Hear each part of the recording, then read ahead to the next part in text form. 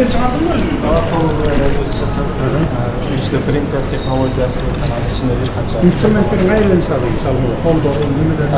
Моделini жасайбыз, 3D модель компьютерден. Андан кийин 3D принтерлер бар, ошолордун жардамы менен кույуп чыгабыз, эритип кույуп чыгабыз. Толугу менен пластик. Те алыскы Тажикстандын жерге талында туулуп, өз өлкөсүндө инновациялык технологияларды өнүктүрүүгө салым кошкусу келген Акош Асанбаевдин жасаган роботу өлкө башчынын көңүлүн өзгөчө бурду. Экологиялык жактан таза пластик, жана жүгөрүнүн крахмалдан жасалат. Этикалык кыргыздан. Жерге талдан келдиңби? Канча жыл болду келгениңизге? 8 жыл калды. Мындай мүмкүнчүлүк ар кимде эле боло бербесе керек. Акош мырзанын бул талантын өлкө үчүн иштетүү пайдалуу. Президент Жапаров санарип министрине жеринен тапшырма берди. Жигит менен биргелешип биз жардам берели мамлекет тараптан. Мунун ушундай билимин талантын колдонууну өкмөт отуруп кеңешкиле, кандай жардам керек экен, анан мага келсеңер, мен айтам. Дастан менен сүйлөшкүлө, основном ошол жерде биз олардын баарын ошолор чыгарып берсе болот, башка запчасттарды чыгарсам болот. Бизде алардын мүмкүнчүлүгү көп да, частникке караганда бизде мамлекетте мүмкүнчүлүк көп да. А биз болсо бул роботтун өзгөчөлүктөрүн өзүнчө суроо алууга жетиштик. Робот бүгүнкү күндө Чүй драм театрга бирөөнү жасап бердик. Ал жакта спектакльде актер катары ойной алат. Бардыгын кыргыз тилинде сүйлөйт, кыймылдары адам сыяктуу болуп иштеп баштады. Андан сырткары акылдуу үйлөр, акылдуу кеңселер менен да интеграция болуп, ал жерде эгерде өрт чыга турган болсо же кандайдыр бир уруулар кире турган болсо, ошол уруулардын артынан ээрчип робот. Дрондор да бар, дрондор өйдө көтөрүлүп учат. Андан сырткары ошол коопсуздук кызматтарына билдирүүлөрдү жөнөтүп турат. Бүгүнкү күндө дүйнө ыкчам өзгөрүүнүн үстүндө, өлкөлөрдүн өнүгүшү бир эле жаратылыш ресурстарына көз каранды болбой калганы анык. Мурда ген байлыктарга бай, же болбосо деңизге чыгууга мүмкүнчүлүгү кеңири, кара алтыны кайнаган өлкөлөрдүн экономикалык көрсөткүчтөрү үстөмдүк кылса, бүгүнкү күндө санариптик технологиялар атаандаш болуп калды.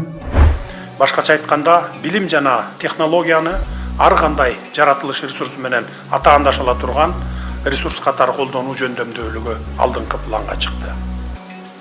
Биз дал ушул өңүттө артыкчылык берип келебиз. Жаңы технологияларды колдонуу жана анын негизинде күчтүү экономиканы түзүү аркылуу өнүккөн мамлекеттер менен тең тайлашууга болот. Эске салсак, жогорку технологиялар паркы жөнүндө мыйзамга маанилүү өзгөрүүлөр киргизилип, парктын резиденттери үчүн салык режими мөөнөтсүз болуп өзгөргөн.